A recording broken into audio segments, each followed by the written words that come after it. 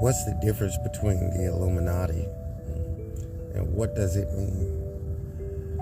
Illuminati means make bright to a nothing, as to illuminate not to stay in darkness. But that really has nothing to do with why the end of the world comes and what purpose does it serve. The end of the world comes by Israel's light. Israel's light is defined as is real light. This is according to the book of Revelation 16. I, Jesus, sent my angel to you to testify to you these things of the churches. I am the root and the offspring of David, the bright and morning star.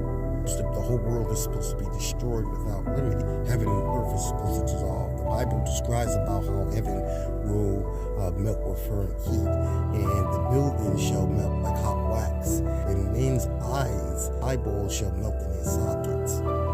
That he is the light of man. Ezekiel was told that the house of Israel was to be able to number the stars of God, shall destroy the whole house of Israel. Will destroy the men of lawlessness by the brightness of his splendor. First earth passed away, heaven and new earth, wherever God had placed it, a new planet. The glory of God came down and changed into a planet, a crystal planet, which is like crystal clear but pure gold, as transparent as glass. One of the initial problems where start invading the body actually, and demons and devils, which were known as spirit, and another word for spirit is wind, and these were able to induce the current and control the psychomotive and electromotive of a human being.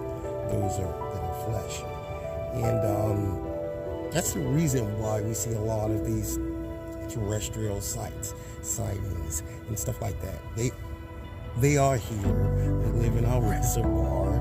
It's known as Beelzebub, which is the terrestrials, and that's the ones that look like mortals or burnished bronze people, black people. However, they had wild, wrinkly faces. Their eyes is like not that wide, and they glow inside themselves like a lightning bug. Isaiah chapter 13 and Isaiah chapter 14. If you're gonna make mankind rare, the time that person is supposed to be there is the time of Ezekiel.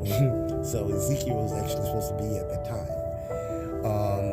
Whereas, according to the book of Daniel, when it speaks of the 1,335 days, not only that, but also according to the book of Ezekiel, about the dry bones. When the Lord asked about the dry bones, which is the house of Israel, that was actually that time. Was actually the first resurrection, the resurrection from the dead. That was the first resurrection. So you go to the book of Revelation, and it talks about the first resurrection. It says, "Blessed are they who are part of the first resurrection, for the second death will have no power over them." So obviously that would be the first resurrection in the book of Daniel, chapter 12. So in the book of Daniel, chapter 12, about the last chapter, it told Daniel that it shall be for 1,260 days. So he said it shall be for one times and a half of time. Times and a half of time is like 12:30. So we're talking about the time of and we use a reference to the book of Thessalonians 2, chapter 2, where it says the time of the coming of the coming of the Lord Jesus Christ. Now gather together with him. We beseech you, not to be soon shaken in mind or by letter as from us, is that the day of Christ is come, for the day shall not come unless the falling away is come first, and the man has said it was revealed. So when it talks about the time, it talks about the time of the man of lawlessness. And it talks about the times and a half of time. So time of the rebellion must occur first. Times where it was cut short, or else no flesh will live, as reference. And then where Jesus Christ in the book of Matthew was half an hour late. God was a half an hour late, where 10 virgins went out. The Lord was a half an hour late. And so that's half of time. And the time of the end, the time where it says in the book of Daniel, chapter 12, that it says, "Abomination is set up, there shall be 1,260 days. Blessed is he who comes to the 1,335 days.